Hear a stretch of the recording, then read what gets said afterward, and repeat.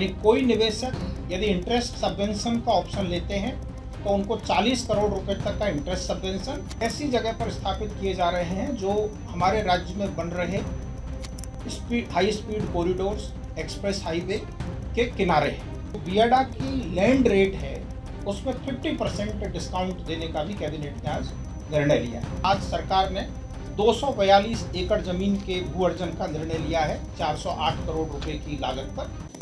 माननीय मुख्यमंत्री महोदय ने 15 अगस्त के संबोधन में राज्य में उद्योगों को बढ़ावा देने के लिए महत्वपूर्ण घोषणाएं की थी। उस क्रम में अगले 5 वर्षों में राज्य में 1 करोड़ अतिरिक्त रोजगार के अवसर सृजित करने की भी घोषणा की गई थी। उस घोषणा के अनुपालन में आज मंत्रिपरिषद ने बहुत ही महत्वपूर्ण नीति निर्णय लिया गया है, जिसके अंतर्गत Bihar industrial investment promotion policy 2016 जो अभी लागू है, उस पॉलिसी में एक विशेष पैकेज आज घोषित किया गया है जो 31 मार्च 2026 तक जो निवेशक आवेदन करेंगे उनके लिए इस पैकेज का लाभ मिल सकेगा। इस पैकेज में कई प्रावधान हैं, जिसमें से कुछ महत्वपूर्ण प्रावधानों के बारे में आपके माध्यम से सभी लोगों को जानकारी हम लोग देना चाहते हैं। पहला एक बहुत बड़ा निर्णय है, राज्य में उद्योग स्थापित करने वाली बड़ी कंपनियों को, बड़े निवेशकों को निःशुल्क जमीन हस्तांतरण का निर्णय लिया गया है। बियाडा के इंडस्ट्रियल एरियाज़ में वैसे निवेशक जो 100 करोड़ इन्वेस्टमेंट करते हैं और 1000 प्रत्यक्ष रोजगार सृजित करते हैं, उनको परियोजना के हिसाब से 10 एकड़ तक की भूमि निःशुल्क दी जा सकेगी। दूसरी कैटेगरी है कि यदि 1000 करोड़ रुपए का निवेश करते हैं तो उनको 25 एकड़ तक की भूमि डिपेंडिंग ऑन द प्रोजेक्ट दी जा सकेगी। और तीसरा है कि जो फॉर्च्यून 500 कंपनीज है वो यदि कोई निवेश करते हैं राज्य में तो उनको 10 एकड़ तक की भूमि depending on the project site दी जा सकेगी।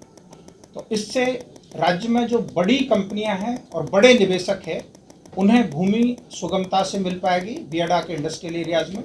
और ऐसा अनुमान है कि देश के विभिन्न हिस्सों में जो बड़े बड़े निवेशक अपनी मैन्युफैक्चरिंग कैपेसिटी लगाए हुए हैं, उनमें से कई अब विचार करेंगे कि बिहार में भी वो अपना इंडस्ट्री सेटअप करें। और इन 3 तरह के निवेशकों को जो निःशुल्क ज़मीन का निर्णय लिया गया है, इसमें अब तक जो प्रारंभिक उद्योग विभाग की चर्चा हुई है निवेशकों से, बहुत ही सकारात्मक रिस्पॉन्स नज़र आ रहा है। आने वाले समय में निश्चित ही बड़े बड़े इंडस्ट्रीज़ राज्य में इंडस्ट्री सेटअप करेंगे।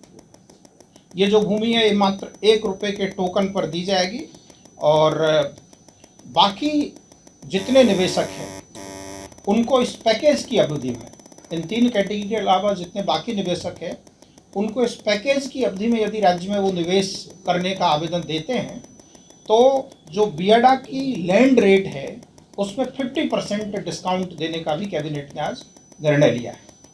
इसका अर्थ ये हुआ कि 31 मार्च 2026 तक देश के जो निवेशक बिहार राज्य में उद्योग स्थापित करने का मन बनाते हैं, निर्णय लेते हैं, उनको एक बहुत ही मेजर रिलीफ लैंड की अवेलेबिलिटी के मामले में सरकार ने आज मंत्रिपरिषद ने मंजूर किया है। जहाँ तक वित्तीय इंसेंटिव का प्रश्न है, इसमें 3 विकल्प दिए गए हैं। निवेशक की अपनी इच्छा है कि वे 3 में से कौन से विकल्प को चुनते हैं, लेकिन 3 ऑप्शंस निवेशकों के पास है। Depending on the viability of the project वो अपना निर्णय ले सकते हैं। पहला ऑप्शन ये है कि यदि कोई टर्म लोन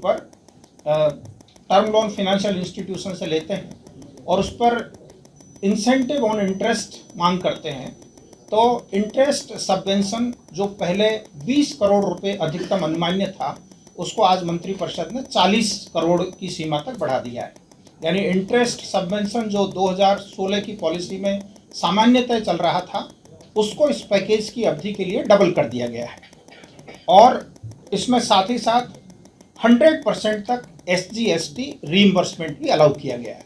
यानी कोई निवेशक यदि इंटरेस्ट सबवेंशन का ऑप्शन लेते हैं तो उनको 40 करोड़ रुपए तक का interest subvention plus 100% SGST refund का प्रावधान अनमान्य होगा। दूसरा ऑप्शन ऐसा है कि जो मात्र SGST का रीइंबर्समेंट चाहते हैं, जो इंटरेस्ट सबवेंशन नहीं लेना चाहते हैं, उनको नेट SGST रीइंबर्समेंट जो हो सकता है उसका 300% तक, अप्रूव्ड प्रोजेक्ट कॉस्ट के 300% तक 14 साल तक SGST का रीइंबर्समेंट किया जा सकेगा। यानी जो लोग टैक्स में मेजर रिलीफ लेना चाहते हैं उनके लिए ये ऑप्शन नंबर 2 है। और तीसरा ऑप्शन जो कैपिटल सब्सिडी के बारे में है, प्रोजेक्ट कॉस्ट का 30% तक की सीमा तक कैपिटल सब्सिडी दी जा सकेगी। निवेशक के ऊपर है कि वो इनमें से कौन सा विकल्प चुनते हैं और उनकी जो वायबिलिटी है उस हिसाब से वो अपना निर्णय ले सकें। साथ ही साथ राज्य से निर्यात को प्रोत्साहन करने के लिए हमारा जो एक्सपोर्ट इंसेंटिव पहले मिलता था उसको दुगना कर दिया गया है और उसकी समय सीमा अब 14 वर्ष कर दी गई है।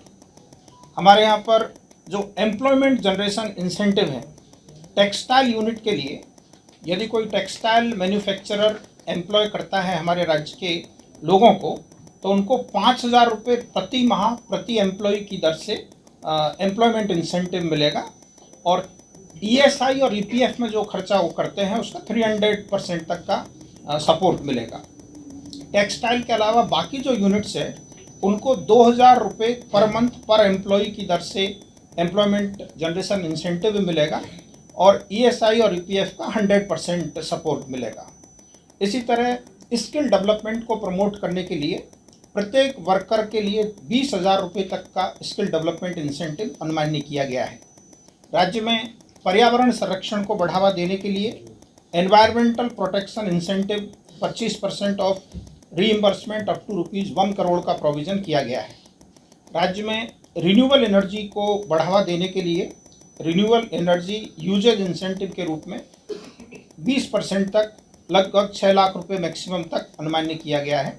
साथ ही साथ कॉमन फैसिलिटी सेंटर डेवलपमेंट के लिए इंसेंटिव एवं पेटेंट रजिस्ट्रेशन, क्वालिटी सर्टिफिकेशन आदि के लिए भी सपोर्ट का प्रोविज़न किया गया है। इस संबंध में विस्तृत नीति आज उद्योग विभाग द्वारा जारी कर दी जाएगी और आपको यह प्रेस नोट दिया गया है जिसमें विस्तृत जानकारी दी गई है। इसी क्रम में मैं आपको ये भी बताना चाहता हूँ कि राज्य सरकार ने जुलाई 2024 में एक सैद्धांतिक कैबिनेट डिसीजन लिया था कि हम सभी जिलों में जहाँ पर इंडस्ट्रियल पार्क्स नहीं हैं या जहाँ इंडस्ट्रियल पार्क्स में ज़मीन नहीं बची है वहाँ नए इंडस्ट्रियल पार्क स्थापित करने के लिए लैंड एक्वायर करेंगे। मुझे प्रसन्नता है आपको ये संसूचित करते हुए कि पिछले 1-1.25 वर्ष में राज्य सरकार ने 32 नए इंडस्ट्रियल पार्क्स के लिए 14,600 एकड़ ज़मीन के अर्जन की स्वीकृति प्रदान की है। आपको ये भी मैं बताना चाहता हूँ कि Bihar industrial area development authority द्वारा अपने स्थापना से लेकर अब तक लगभग 8,000 एकड़ भूमि अर्जित की थी डिफरेंट इंडस्ट्रियल एरियाज़ ने। पिछले 1.25 वर्ष के अंतर्गत राज्य सरकार ने 14,600 एकड़ नई भूमि अर्जित करने का निर्णय लिया है और इसमें भी जो महत्वपूर्ण बात है वो ये है कि सारे के सारे इंडस्ट्रियल पार्क ऐसी जगह पर स्थापित किए जा रहे हैं जो हमारे राज्य में बन रहे high speed corridors, express highway के किनारे हैं। जैसे वाराणसी कोलकाता एक्सप्रेस हाईवे के किनारे रोहतास ज़िले में, औरंगाबाद ज़िले में करीब 500 एकड़ भूमि का इंडस्ट्रियल पार्क बनाने की स्वीकृति दी गई है। इसी तरह आमस दरभंगा एक्सप्रेस हाईवे बन रहा है, उसमें दरभंगा में इस रोड के किनारे भू अर्जन किया गया है। पटना पूर्णिया में जहाँ पर पटना पूर्णिया एक्सप्रेस वे पूर्णिया के समीप पहुँचता है वहाँ स्वीकृति प्रदान की गई है। और ये सारे के सारे 32 जो लोकेशंस है वो प्राय वेरी वेल कनेक्टेड ही लोकेशंस है। हम लोगों ने ये भी ध्यान रखा है कि राज्य में रेल और रोड की जहाँ बेहतर कनेक्टिविटी है उस जगह पर अधिक से अधिक इंडस्ट्रियल पार्क स्थापित हो।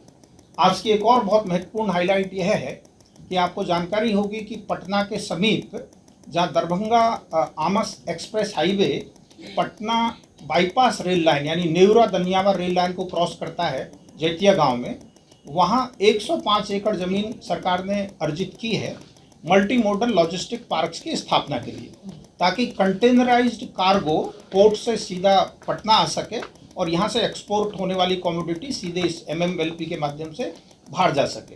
तो उस 105 एकड़ में तो MMLP बन ही रहा है, उसके सटे हुए एक फिनटेक सिटी की स्थापना के लिए आज सरकार ने 242 एकड़ ज़मीन के भू अर्जन का निर्णय लिया है 408 करोड़ रुपए की लागत पर। जिस प्रकार गुजरात राज्य में गिफ्ट सिटी स्थापित हुआ है, उसी की तर्ज पर बिहार में ये फिनटेक सिटी पटना के समीप स्थापित होगा, जिसमें अपेक्षा है, ये अनुमान है कि बहुत बड़े पैमाने पर जो इन्वेस्टर्स है उनको यहाँ पर सुगमतापूर्वक इंफ्रास्ट्रक्चर मिलेगा और वो बड़ा बड़ा निवेश कर सकेंगे। इसके बारे में और विस्तृत जानकारी हम लोग प्रेस नोट के माध्यम से आपको देंगे।